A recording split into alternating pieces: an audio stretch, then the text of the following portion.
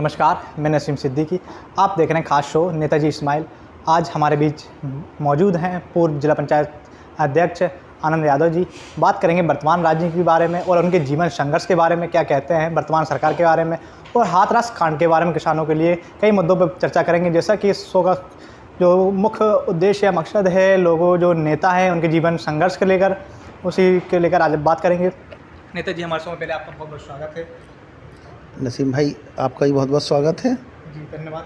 पहला जो हमारा सवाल ये रहता है, आप जो इस समय राजनीति को लेकर हाथरस में जो घमासान मचा हुआ है, हाथरस कांड को लेकर, बेटी को अभी तक न्याय नहीं मिला है, सीबीआई जांच की जैसे टीम भी गठित हो गई है, उसको लेकर आप क्या कहेंगे कि जो वहाँ पर कार्यकर्ता गए थे, कांग्रेस के गए थे, सपा गए थे और भी गए थे, राजनीतिक रोटियाँ सेकने के लिए गए थे या फिर बेटी को न्याय दिलाया, इसके विषय में आप क्या कहेंगे? देखिए, जो भी विपक्षी दल हैं, समाजवादी पार्टी पीड़ित परिवार को न्याय दिलवाने, आप जैसे आपका कहना है कि हाथरस कांड में न्याय नहीं मिला, मेरा कहना है कि विगत 3 वर्षों में जो भी भाजपा सरकार में बेटियों के साथ अत्याचार हुआ हो, किसी का इनकाउंटर हुआ हो, फर्जी मुकदमे में जेल भेजा गया हो, किसी को न्याय मिला ही नहीं। हाथरस कांड तो आप बात छोड़िए, हाथरस कांड है, बलरामपुर कांड है, उन्नाव कांड है, शाहजहाँपुर में चिमयानंद वाला कांड है। आप एक कांड क्या, वहाँ तो हज़ारों कांड हैं, और किसी में आप बताइए किसी में न्याय मिला हो? न्याय तो मिलता ही नहीं है भाजपा सरकार में।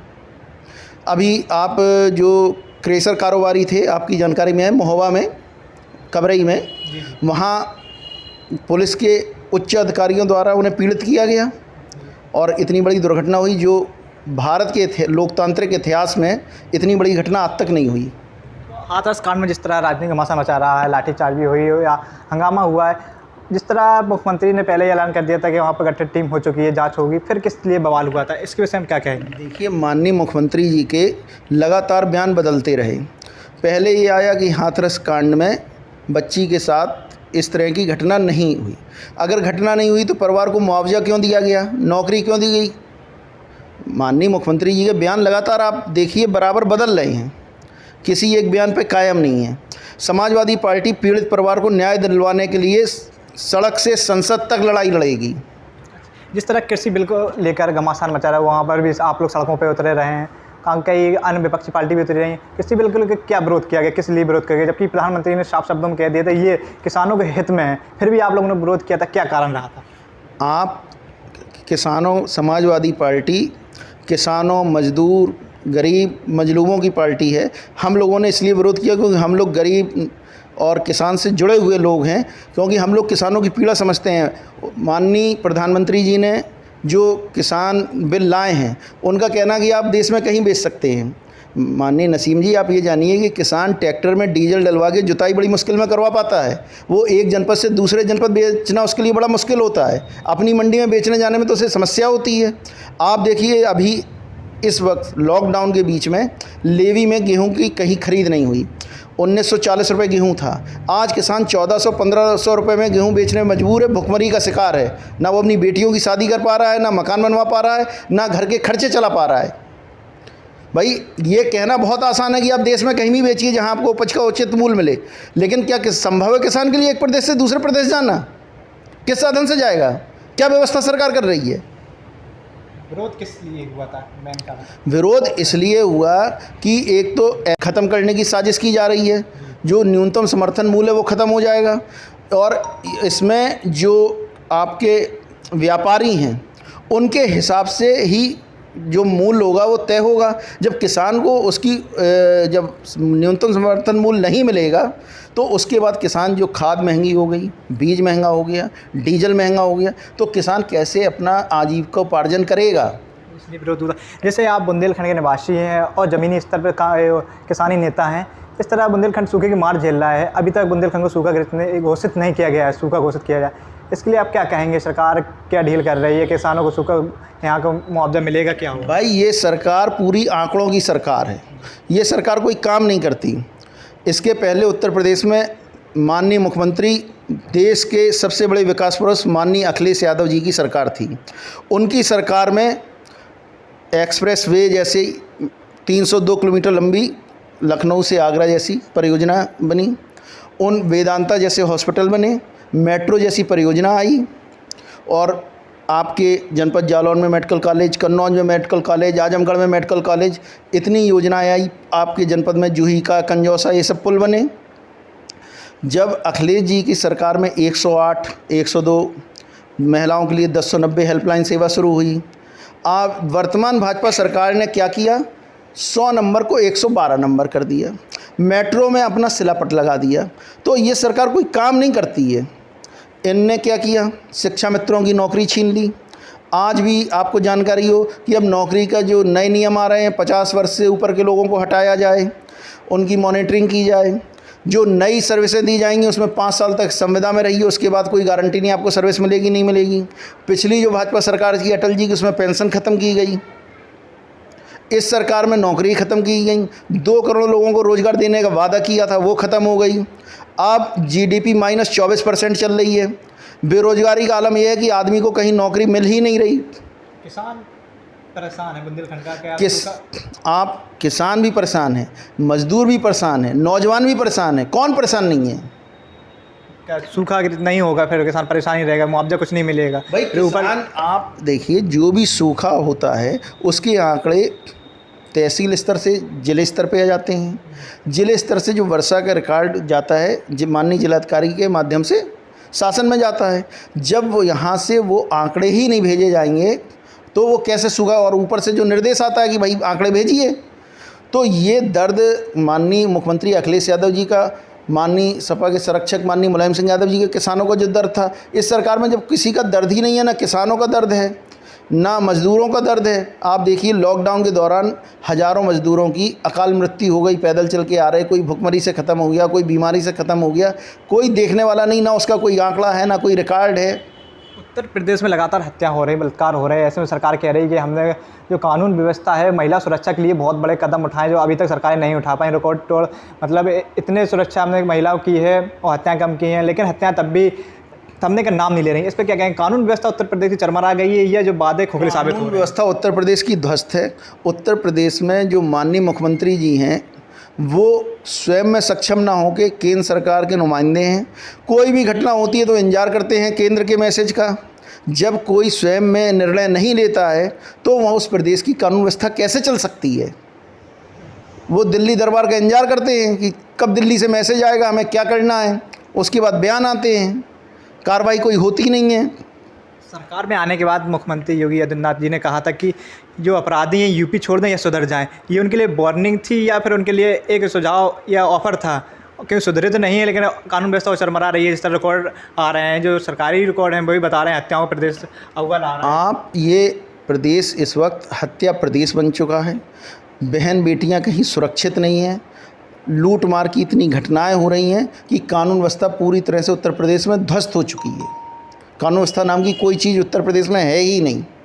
ये सब राजनीतिक विषय संबंधित है। हम कुछ आपके जीवन से भी जानना चाहेंगे। आपने राजनीति की शुरुआत कब की और राजनीति में आने का विशेष कारण क्या रहा? क्या समाज सेवा के लिए आए? क्या मुख्य कारण रहा आप राजनीति में? राजनीति में देखिए, एक तो मेरा राजनीतिक परिवार है। मेरे पिता माननीय पूजनीय श्री रणजीत सिंह यादव जी समाजवादी पार्टी के 27 साल जिला अध्यक्ष रहे। उन्हीं के नेतृत्व में मैंने 1995 में सभासदी का चुनाव लड़ा। मैं इस वार्ड से सभासद चुना गया। उसके बाद मैं उत्तर प्रदेश में समाजवादी युवजन संघ का जब माननीय राष्ट्रीय अध्यक्ष श्री अखिलेश यादव जी राष्ट्रीय युवा संगठनों के प्रभारी थे, उनके नेतृत्व में मुझे युवजन सभा में काम करने का मौका मिला। फिर 2005 में मैंने जिला पंचायत का चुनाव लड़ा, जिला पंचायत सदस्य बना। 2006 में मैं जिला पंचायत अध्यक्ष बना, कोऑपरेटिव बैंक का डायरेक्टर बना। अब समाजवादी पार्टी के यशस्वी पूर्व मुख्यमंत्री माननीय अखिलेश यादव जी के नेतृत्व में काम करने का मुझे सौभाग्य प्राप्त था और अभी भी प्राप्त है। आप कई पदों पर रहे, मतलब बीच में आपने इस राजनीतिक शुरुआत की, उसके बाद जिला पंचायत सदस्य तक क्या रुकावटें आई? माना कि आपके वो राजनीतिक जो पैतृक थी या आपके पिताजी राजनीति, कुछ रुकावटें आई होंगी, ऐसा लगा होगा कि अब राजनीति छोड़ देना चाहिए, लोग हमारे विरोध में हैं या विपक्ष में? देखिए, राजनीति जो भी व्यक्ति करता है, जब आप कुछ करेंगे तो आपका विरोध स्वाभाविक है, आप कुछ नहीं करेंगे तो कोई विरोध होगा ही नहीं। जो भी व्यक्ति कुछ कर्म करेगा उसका विरोध होगा, स्वाभाविक है। क्योंकि राजनीति में प्रतिस्पर्धा होती है। जब आप समाज सेवा का आपने निर्णय लिया, देखा कि गरीब किसानों की लड़ाई लड़नी है। डॉक्टर लोहिया से विचारों से हम लोग प्रभावित हैं। डॉक्टर लोहिया जी का कहना था जिंदा कौमें 5 साल इंतज़ार नहीं करती। लोहिया जी कहते थे जब सड़कें सूनी हो जाती हैं तो संसद आवारा हो जाती है। इसलिए समाजवादी पार्टी हमेशा सड़कों पर संघर्ष करती है। आपने जब से देखा होगा कि समाजवादी पार्टी से ज़्यादा संघर्ष उत्तर प्रदेश में किसी पार्टी ने न किया है न करती है।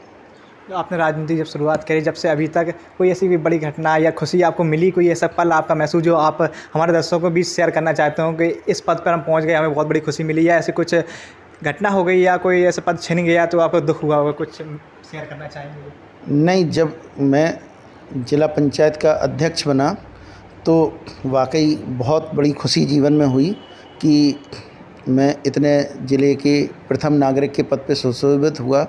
तो मन में नेचुरल सी बात है कि मन बहुत प्रफुल्लित और आनंदित हुआ। लेकिन फिर जब पद के साथ जिम्मेदारियां भी आती हैं, पद अकेला नहीं आता, उसके साथ जिम्मेदारियां भी आती हैं, संघर्ष भी आता है। संघर्ष भी किया, जिम्मेदारी का निर्वहन भी किया और प्रयास किया कि उसे सुचारू रूप से उस जिम्मेदारी का निर्वहन भी किया। आपने छोटे पद सभासद से राजनीति शुरुआत करी थी, अभी तक आपको इस विषय में आप तो अच्छे से वाकिफ़ होंगे। इस समय राजनीति में सोशल मीडिया या जनसंपर्क क्या हावी हैं? सोशल मीडिया से राजनीति करी जा सकती है? देखिए, राजनीति के लिए दोनों ही चीज़ें आवश्यक हैं। एक वर्ग जो सोशल मीडिया पे एक्टिव है और जो हमारा ग्रामीण क्षेत्र में हमारा किसान है, मज़दूर है, वो सोशल मीडिया पे कम एक्टिव है।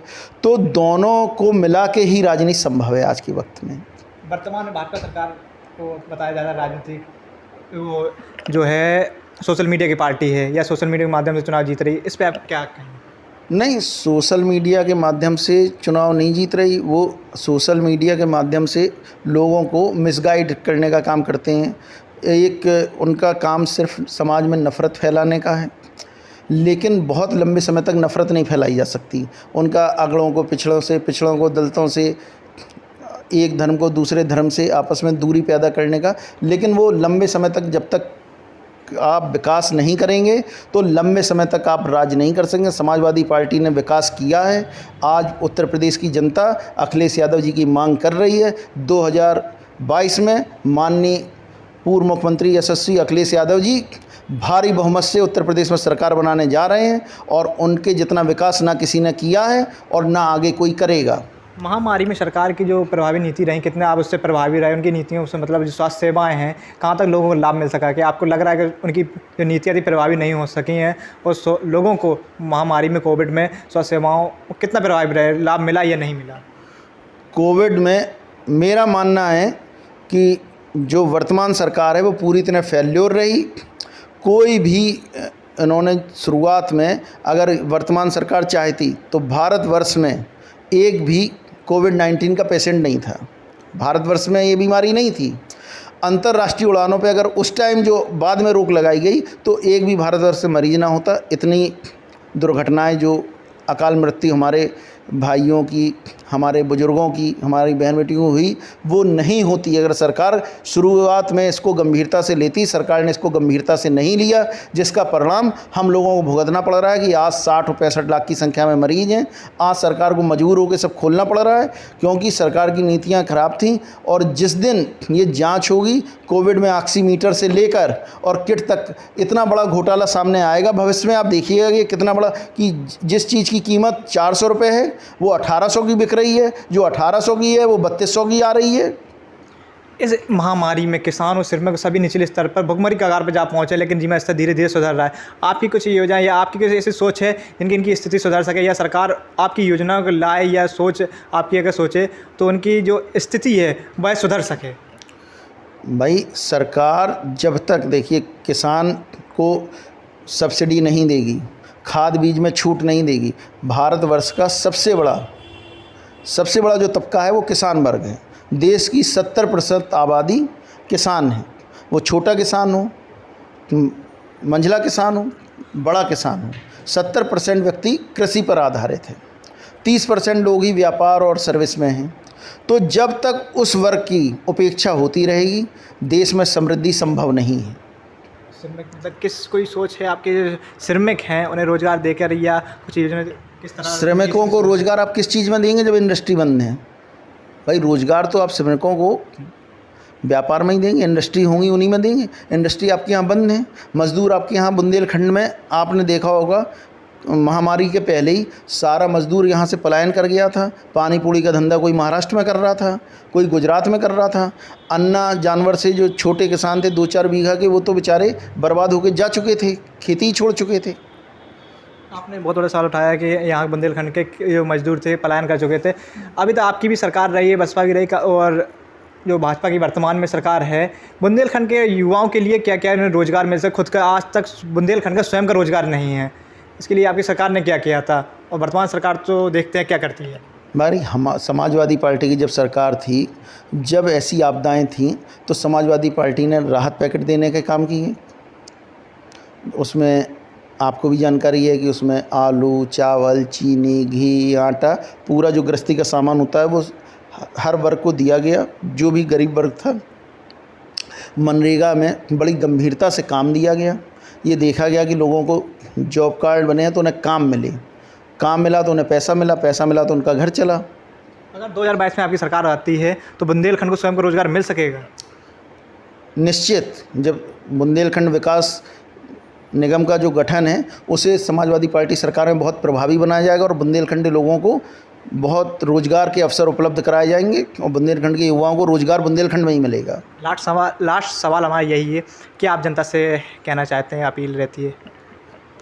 लास्ट सवाल आपका ये है, हमारा जनता से, बुद्धिजीवियों से सबसे ये विनम्र निवेदन है कि जो सरकार जनता की हितैषी नहीं है उसे हटाकर उस सरकार को लाना चाहिए जो जनता की, गरीब की, मजदूर की, किसान की, सर्विस क्लास की हितैषी। ऐसी सरकार को बनाकर देश में खुशहाली और अमन चैन कायम होना चाहिए। ये मेरी जनता से पुरजोर आग्रह है, निवेदन है। धन्यवाद।